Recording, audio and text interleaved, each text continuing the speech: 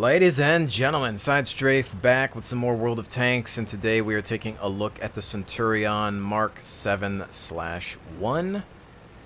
It's been a while, been waiting for this one, looking forward to it, and I am pretty happy with it. I do have my complaints.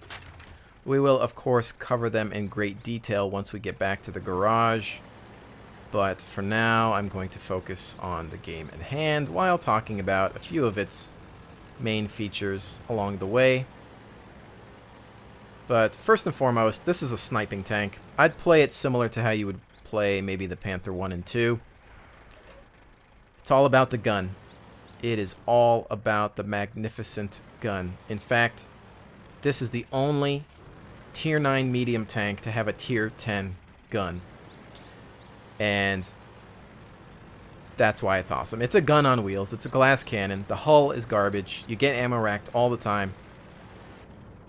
You want to sit back and snipe. You want to support other tanks. And right now, it would seem that I only have a few units here to support. They are waiting to find targets coming around this northern side. We do have a Yog Tiger 8.8. Rolling up, perhaps. Got to be careful because I don't want to expose my left flank there.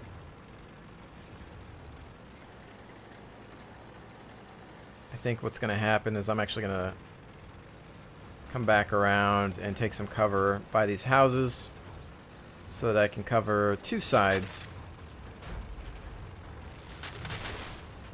Tank only does about 40 kilometers an hour, which it's not horrible, but it's not great either. I would say that it is not fast enough to be considered a flanking tank. The 950 horsepower engine is not bad, but it'll get you to that speed pretty quickly. There's the Yogd down. And there are the northern targets. We will be long-range fire support. There's another Yogd. That's a track. I probably should have centered that shot a little bit better. Also an E50, which would be a nice juicy target. Giving me some of that side armor. He's getting tore up. Doesn't know how to play his tank, apparently. There's a T-54. I'd like to focus on this E50, get him out of the mix as soon as possible. They do have the lead, but I think we're going to finish these guys pretty quickly. T-54 takes a hit. The E-50's down. They've got a T-34 in the distance as well. Focusing on that E-50. Reload time is pretty rough on this tank. Oh. It's about 5 seconds. You'll probably get a little more out of it depending on what kind of equipment you have and the level of your crew. I thought I would just take a blind shot there.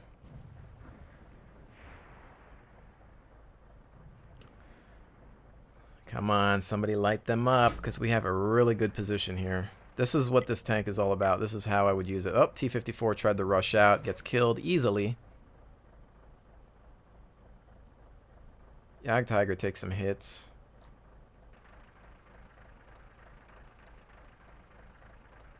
Taking a look at the mini-map, they've got contact south as well. Game does look like it is turning for our favor. Oh. What do we got? KV-5, pen no damage. Probably should have aimed for, well, T-34 would have been a tough target. I'm assuming I have decent camouflage back here as well, so I don't really want to move too far forward unless we really start dominating. Damaging multiple targets. T-34 would actually be the priority here. He's stuck right now, but my reload time is really rough. And he's pulling back.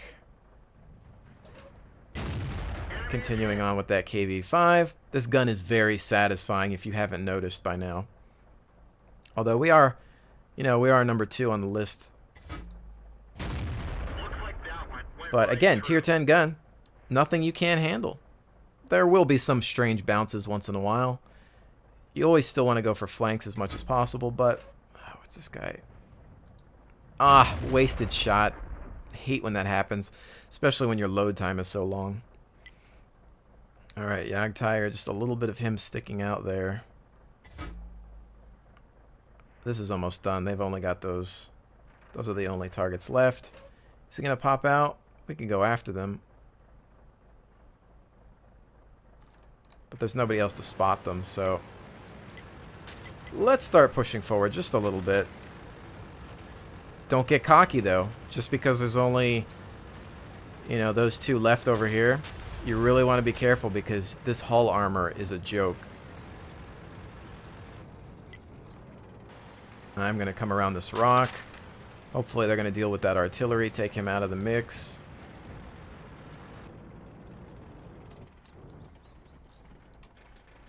Not really sure what I'm looking at here. Boom! Not the damage that I would like, but I'll take it.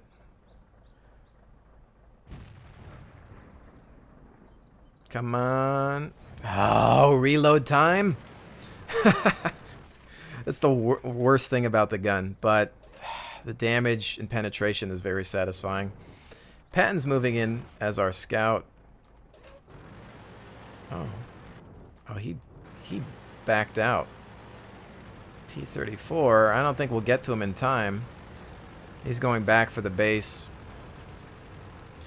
So we'll just drive and admire the looks of this tank. It's one of the best looking tanks in the game, of course.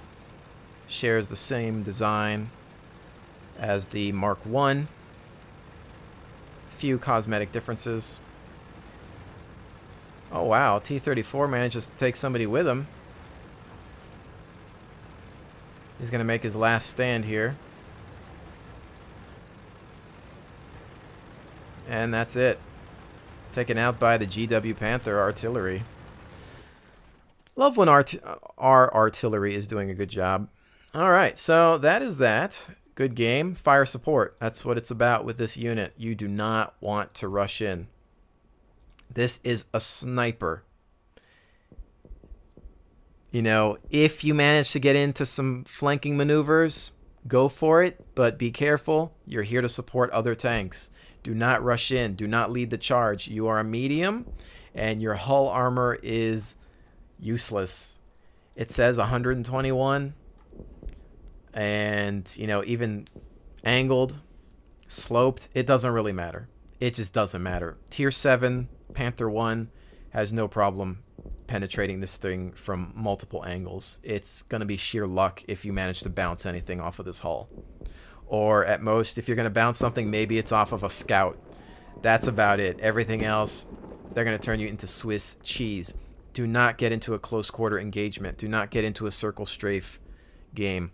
Don't fight French or any auto-loading tank up close because they will eat you alive. I'm warning you right now. If you own this tank, if you're going to own it, if you want it, or if you see this tank on the battlefield, know what this tank is about. Know your role, but know the role of others. Know your friendly's tanks, because if you see this thing, don't yell at him to push up when you know that his armor is made out of aluminum foil. So that's my warning to everyone. It's just not great. On top of that, the ammo racking problems still exist from the Comet and the Centurion Mark I. So here's just another little comparison from the Mark I. Obviously, the body design is pretty much the same. There's some cosmetic details that they've added to the back and the front, or changed or removed, things like that you can see there. Turret's about the same, has a basket on the 7.1 and a machine gun at the top. Otherwise, they're nearly identical, other than the final gun, of course. But, you know, there's that. I think we discussed the armor and the ammo racking problems. You can get ammo racked from nearly any location, it seems. I'm not sure why that's a problem. Perhaps because it carries a large amount of ammunition. As you can see, I've got 52 rounds just of my main ammo, and then 15 HE, and then some premium as well. So, ammo racking, yeah. Big issue. Big, annoying, horrible issue. Happens all the time. I haven't gotten my crew to 100 yet, but when I do, I'm going to have safe stowage. Some people have been going with wet ammo racks. I don't like going with this because it feels like such a waste compared to something else that can be active for you all the time, you know? Definitely need that gun rammer because the 5-second reload time is really painful.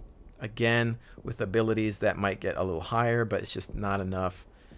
And there's that. So let's talk about the good stuff. The good thing is the turret armor is not bad. It will take, a couple of hits. You've got the gun mantle. There are some weak spots here, especially there. These hitboxes these aren't hitboxes, so these don't count where the smoke launchers in these containers are. So you're fine with that. Keep this thing hull down, and you'll be pretty good. Cupola can't really hit that, so not really an issue. This is what it's all about. Tier 10 gun on a Tier 9 medium. As I said before, it is the only Tier 9 medium tank that has a Tier 10 gun on it. This thing is fantastic. Look at that penetration and that damage. That is just awesome. I love this gun. Not only that, but it is accurate. .32 accuracy. Great gun depression, comparable to some of the American tanks. Excellent for hull down firing. 2.3 aim time, not horrible, but just very, very accurate. This is definitely a sniper. Lots of power there. On top of that, your ammunition is really interesting. Look at this. Your primary standard ammo is the armor-piercing composite rigid shell, which on most tanks is premium ammo. So if we look at the Centurion Mark I, APCR is the gold round. And that's the same with most tanks. But on the Mark VII, that's your standard ammo. So that's really, really interesting. However, your premium is HESH, high explosive squash head. And it's terrible. and really, really sad at the same time. Because in real life, HESH is basically C4 packed into a warhead. The idea is that it's supposed to punch the armor and create spalling within the interior. Fragment the inside of the tank in a way to the point where the metal bits are coming off of the hull from the inside, creating shrapnel, killing the crew, creating a shock, a concussion to, well, quite frankly, destroy the insides of a human being. That's what it's supposed to do in real life. It does not do that in this game. There's no programming or code for that in the game. So all it is high explosive with some extra penetration. That's it. It doesn't have any of those mechanics. So that's all you're going to get. But you would think, okay, well, I could live with that. At least it does 300 to 600 massive damage if it manages to pen. I've penned with this stuff on multiple occasions. I never get that damage. I've gotten anywhere between 75 to 170 damage. On French tanks, French artillery even. That's pathetic. That's broken. That does not work. That needs to be addressed. That's busted. And in fact, high explosive ammo in general is garbage in the entire game. But with these so-called special British HESH rounds, you're better off just sticking with your APCR. There's no reason to switch because you might be taking a gamble. Your reload time is so long that you might be thinking, okay, well, let me take out this artillery piece or this French tank with my HE. I'll do massive damage. You switch, you shoot, and you do 150 or less damage when all you would need is maybe one more shot of this to take him out. It's not worth it. This ammo is terrible. I have some there just for testing purposes, and I carry so much of my main ammo that it doesn't really matter. But I want it to be so much better because you would think, okay, all that's left is arty. Let's switch rounds. But you'd be shocked. You'll be lucky. You'll be hard pressed to even get that kind of damage. So honestly, if you're in a critical battle, I'd stick to the APCR most of the time. If you have time to play around and test this ammo, do it in a training room with a friend. But, whatever. You might get lucky and somehow get some awesome damage. The only thing we haven't been able to tell is whether it has an increased chance to really damage crew or internal components. You can't really tell if that's happening from, your end of the tank. So unless somebody tells you what's happening, again, you might have to test it in a training room or something. If I knew that it was really just destroying the crew more than other ammo, that could be interesting. But Right now, stick to the APCR until we know otherwise. I will, of course, keep everyone up to date if I find anything else. But that's that. I think we've covered this tank in great detail. The other stuff I really don't go into because you can see the stats are just there. Some people apparently are keeping this gun because of the rate of fire, because it does decent pen and damage as well. But I don't know. This thing, when it hits, and that is that. Let's go into another battle. Otherwise, you know, I'm a big fan of the Centurion line in reality. I think they're great tanks. I don't think they're necessarily being done justice within the game. The armor is really pathetic. I don't know historically if it's known for its, you know, for its armor. Probably not necessarily, but it's just a little disappointing to get ammo racked all the time and to get penned from every single angle. You know, and I'm the kind of guy that says, rule of thumb, don't get hit in the first place. I don't get tanks for their armor, and neither should you. You should get them because of their overall general performance. But the armor is so bad sometimes for certain tanks that it gets frustrating, you know, when lighter tanks are just eating you up. And I think I'm going to take the train tracks. Depends on how much backup I'm actually going to have here. Lots of artillery. Ah, those GW Panthers. Alright. Gotta be careful here. Yeah, I guess I'll take this route. The acceleration, once you get the 950 horsepower engine, is not bad. You can hit your max pretty quickly. But it's not that fast when you're talking about, oh, I need to flank something, because your tank is large. If you size this up next to a lot of the other tanks, even a heavy, this is a big tank. I mean, you have to remember that this was actually a main battle tank. This is when they started getting rid of the medium-heavy tank destroyer designation. This is where they wanted an all-purpose vehicle that did everything. Take care of infantry, take care of armor. There's a Centurion Mark 1, T-44s hanging out in the back there. That area there is where he's good is not bad because you have the bush cover and you also have some hull down. The problem is you're open to artillery, which is why I'm just trying to hold back a little bit here. We are a support unit. We want to be careful about how we push in here.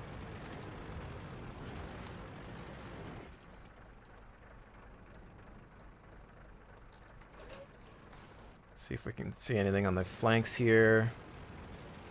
Everybody's pushing up. T-44 already taking a hit. Sure he didn't want that to happen, but that could have been me.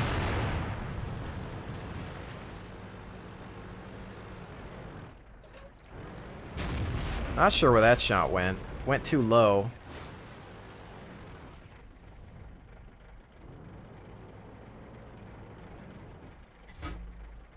Oh, snap. Alright, it's time to leave. I'm not going to deal with this.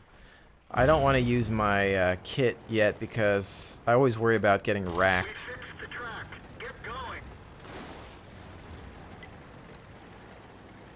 Time to move. Yeah, we're the easiest targets, that's why. That's the only problem with the train tracks and why I don't like necessarily attacking it. But we are pushing into their base, so I am going to back these guys up. This could be risky, but we are already hitting their artillery. So let's just go for it and move instead of staying still and getting hit by them. When you have this many people up front, you know, it might be time to go for it. We've got the IS-3 here, which we might be able to finish off with a top shot. Oh, stupid side strafe. You aimed right for his gun mantle.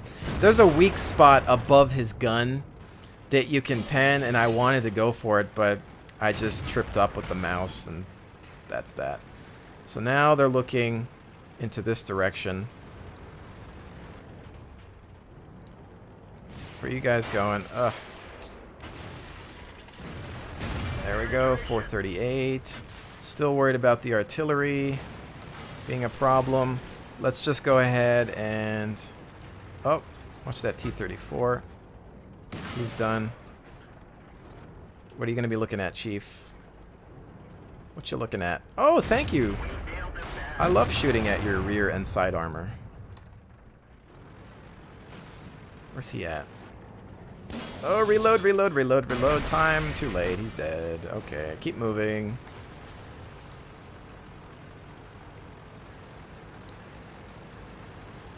Let's just keep trying to move up. We'll move into this angle. Artillery.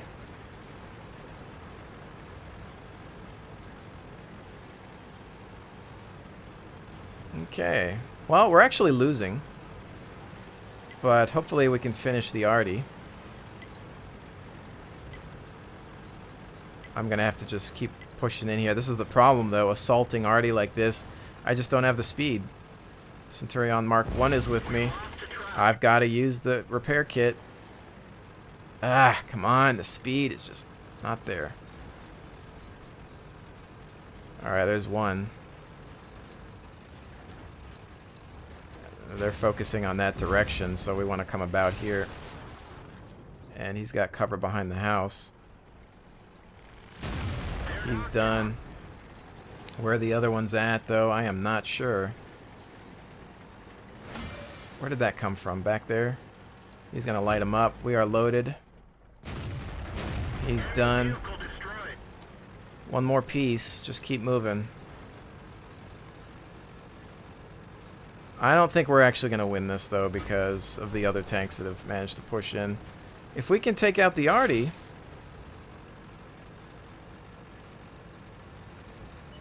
Tiger P. Snap, crackle, pop. I'm going to get behind the only cover I have, which is this thing, which will take one shot.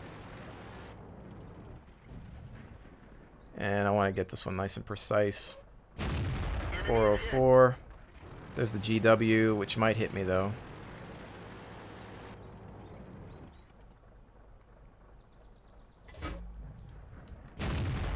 Tiger P is down. What's that GW looking at? Where is he at? He's behind the hill. I have to go for this cap. If they come out, though... He's done. Good job. Artillery has moved to a safe position. But they might... Oh, no. I lost the Mark 1. Oh, crap. KV. I have no more kit. And I'm exposed. I'm going to get ammo racked. Retract me. Finished him off. Who else is near me? Super Pershing. Great. He can pen me easily.